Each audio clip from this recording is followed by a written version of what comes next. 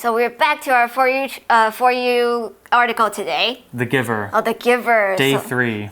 So we already covered basically everything. We did. We kind of finished the story in its brief version. So today we're going to dive into the meaning of the story. This could be good for you because you're reading the book, right? Yeah, but I don't think it covered everything. Yeah. Yeah, they said he left, but it didn't say what happened. Okay, after. maybe there's more to the story. Is the book a big book?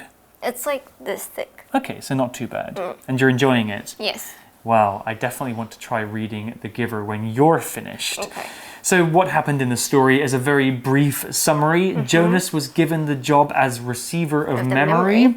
And it was his job to get rid of the bad memories and keep the good ones so that the people in the village could be happy. He understands why they do it, but he doesn't agree with it. So he kind of sacrifices himself in a way to give all of the good and bad memories to the villagers, but then he has to leave. And that's kind of where our story finished. Well, let's dive into our analysis of The Giver and see what we've learned. Reading The Giver.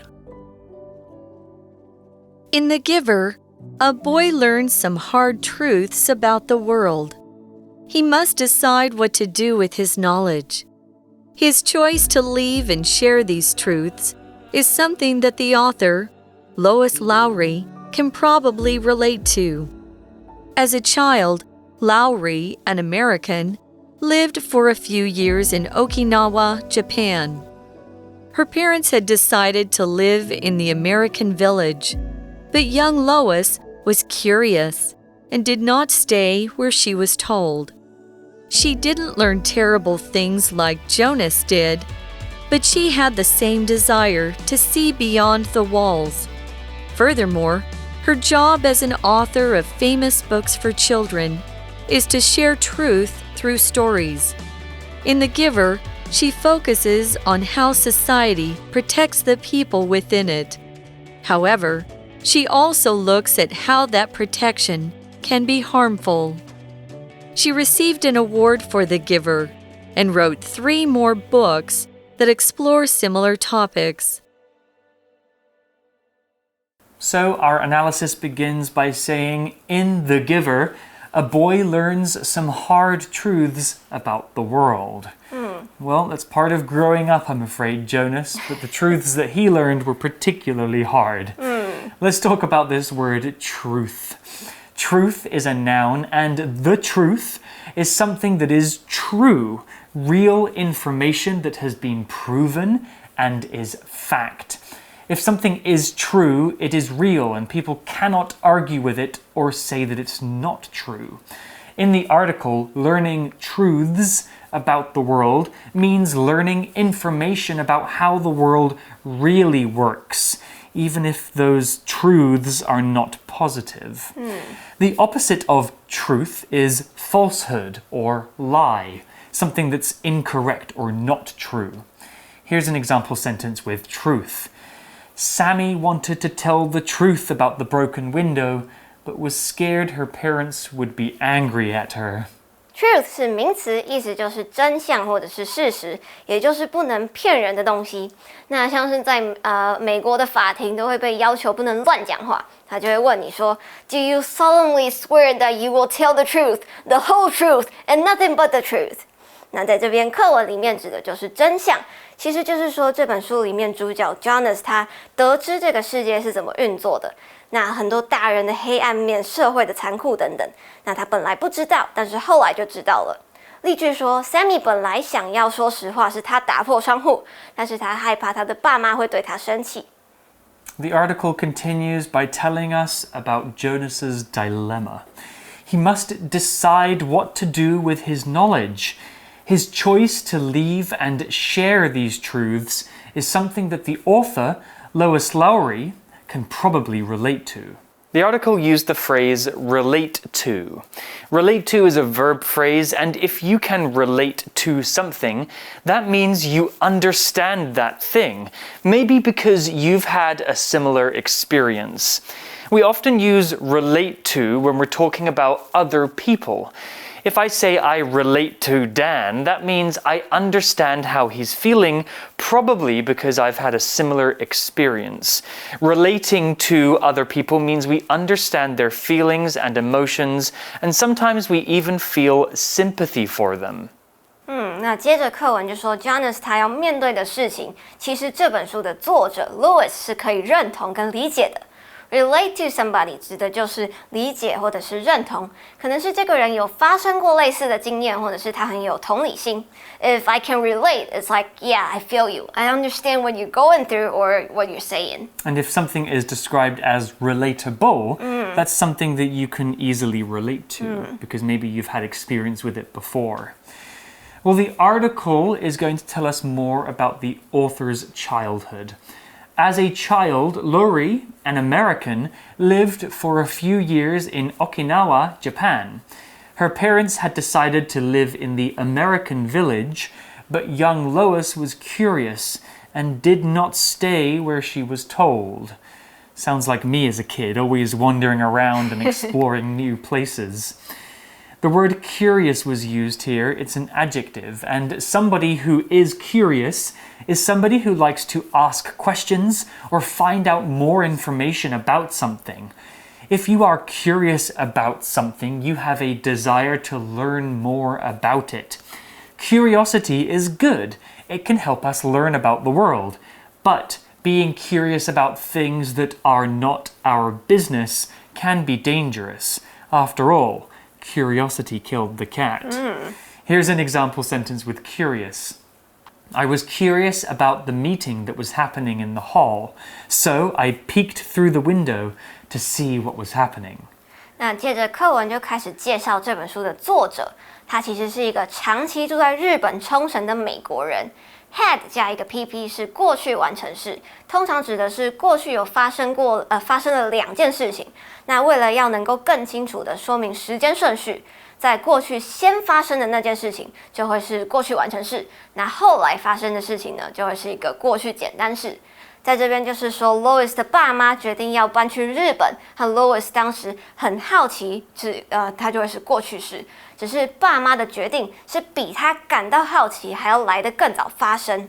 那 curious 是形容词，意思就是好奇的，或者是想要一探究竟的，可能就是会想要问很多问题，想要知道发生什么事。那这样子呢，就是 curious。它的名词就会是好奇心 curiosity. If you're curious, that means you have curiosity. Are you a curious person, Nikki? Yes. Yeah. I always ask questions, and growing up, my parents were like so annoyed. Stop asking questions. I'm curious too. I love learning about things that I didn't know about yet. The article talks more about the author. She didn't learn terrible things like Jonas did, but she had the same desire to see beyond the walls. Ooh, Beyond the walls. Very beautifully put. I wonder if those walls are physical or if they are metaphorical. Maybe she just wants to learn more about what's across the world. Well, we use the word desire here. A desire is a noun, and it's a strong feeling that you want to do something or that you want to get something. You can have desire for anything. You can have a desire for some chocolate, a vacation, a good job, or to see your parents. If it's a strong want, it's a desire. We can also use desire as a verb. Here's an example sentence of the noun form. Ever since I was young, I've always had a desire to be a doctor. Desire 在这里是名词，意思就是渴望或者是欲望，也就是说一个非常想要做的事情，也可能是一个很想要吃的东西。那它的动词也会是 desire， 意思就是说很想要或者是希望怎样。那 since we are all learning English here, we have a desire for knowledge, for language. 那例句就说，自从我小的时候，我就一直想要当医生。There's also an adjective form of the word desire, desirable. If something is desirable, it's something that many people would probably want to have or to do. Well, the article continues. Furthermore, her job as an author of famous books for children is to share truth through stories. Wow, that's important work. You know, children learn about the world through reading books and watching things and from what their parents tell you. So The Giver maybe is a good way for young people to learn the truths about the world, even if it's through metaphor. Well, we have the word furthermore here. Furthermore is a word that tells the reader that more information is coming, and it's more information about the thing that we're already talking about. Furthermore 是副词，意思就是而且再者，也就是说，说完这个东西之后，接下来还要再讲一些东西，要再举一些例子，或者是给更多的讯息，但是跟刚刚前面提到的东西是相关的。We can also use what's more or moreover. Yeah, moreover and furthermore, they're pretty fancy words. If you use those words in your sentence, people will think that your English is amazing. Well, back to the article. In The Giver, she, the author, focuses on how society protects the people within it. The article used the phrase focus on, which is another verb phrase. To focus on something means to put all of your attention into that thing. You put your energy and your time into thinking about that thing and maybe even doing that thing. If you're at home after school, maybe your mum will say to you, you should focus on your homework and not on the TV. Your mum's telling you you should pay more attention to doing your homework and less attention to what's on TV. By saying that the author focuses on how society protects the people within it in the book The Giver, the article is saying that the main idea or the most important topic in the story is protection in society. That's the theme that the book and the author are focusing on. 那在这本书里面，作者是注重在于社会对于人们的保护。When somebody focuses on something, it means that they pay a lot of attention to that thing.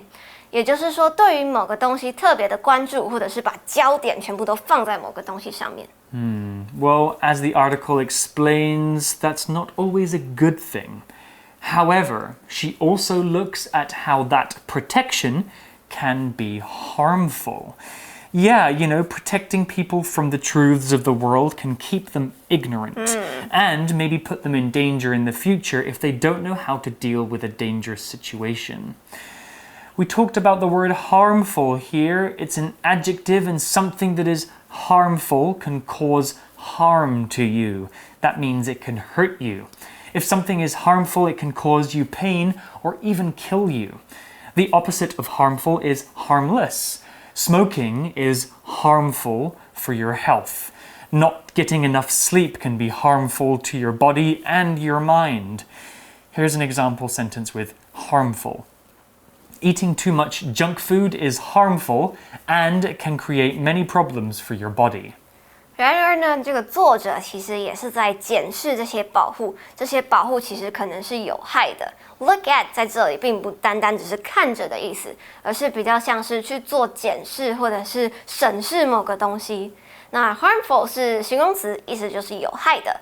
harm 是它的动词，也就是伤害 hurt 的意思。那变成形容词 harmful 之后，就会是有害、有危害的意思。例句说，吃太多垃圾食物是有害的，而且会造成很多身体健康上的问题。The world is full of harmful things, and if we know about them, we can avoid them. Well, more about the author here. She received an award for The Giver and wrote 3 more books that explore similar topics. Let's talk about the award that she got. Award is a noun, although it can also be used as a verb. An award is a prize that is given to somebody for doing good work. If you get an award, it could be in the form of money, a certificate, or some kind of prize. People get awards for all kinds of things. You can get awards at school for getting good grades, or get an award at the Olympics for being the fastest runner in the world. Here's an example sentence with award. Every year, students vote for their favorite teacher to receive the Best Teacher Award. 那这个作者他因为这本书有得奖 ，award 是名词，意思就是一个奖或者是奖项，可能是一个比赛或者是一个选拔，那得的奖就会是 award。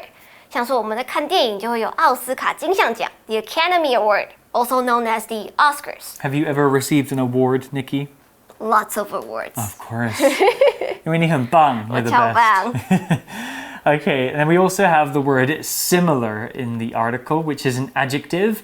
If two things are similar, that means they are alike in many ways, but not exactly the same. They might look almost the same or contain some of the same qualities or characteristics, but you can still tell them apart. Two brothers might look similar because they have the same parents, but they're not exactly the same. You and your friend might take a math test. You score 89 and your friend scores 91. Your scores are similar, but they're not exactly the same. Here's an example sentence. Sisters Amy and Sarah look very similar, but they have very different personalities.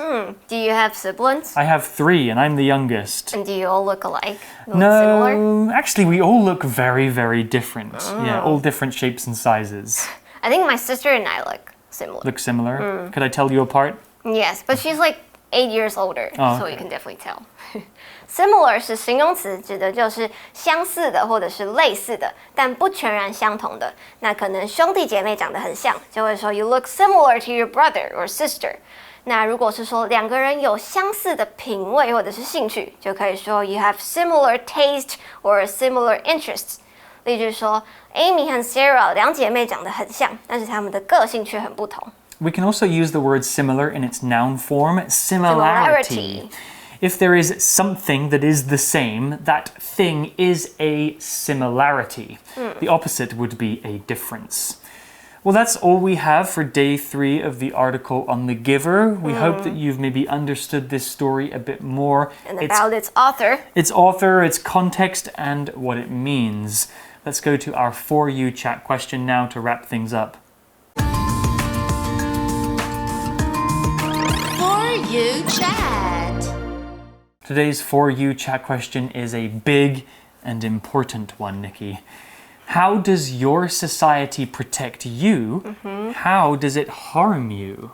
Okay, when I first think of the question, I would say now, like the government, they want us to learn English. They do everything for the bilingual program and stuff.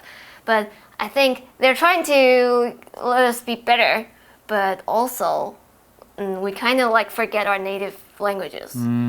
I think that's can count as. So they're protecting you by teaching you English, which is good for finding jobs in the future, but it harms you because maybe you're losing touch with some of your own culture and language. Yeah.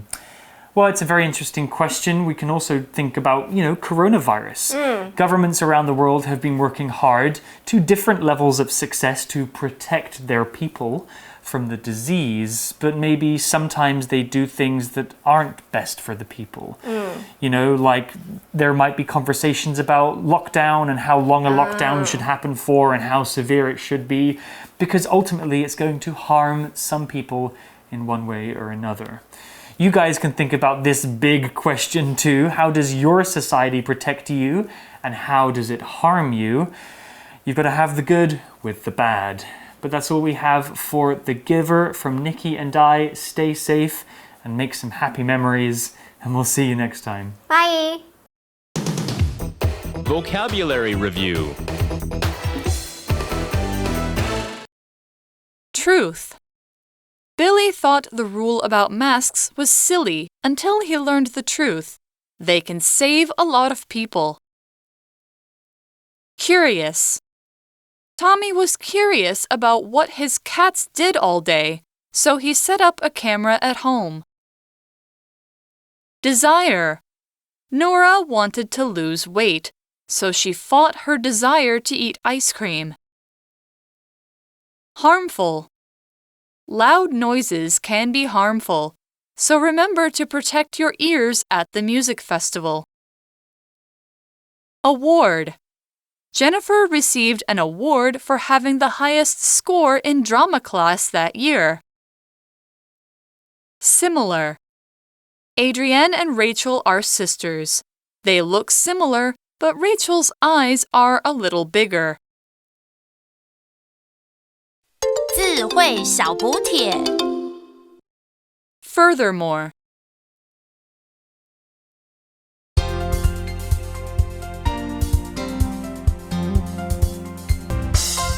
以上节目是由活用空中美语制作，活用空中美语杂志，请洽询全国各大书店。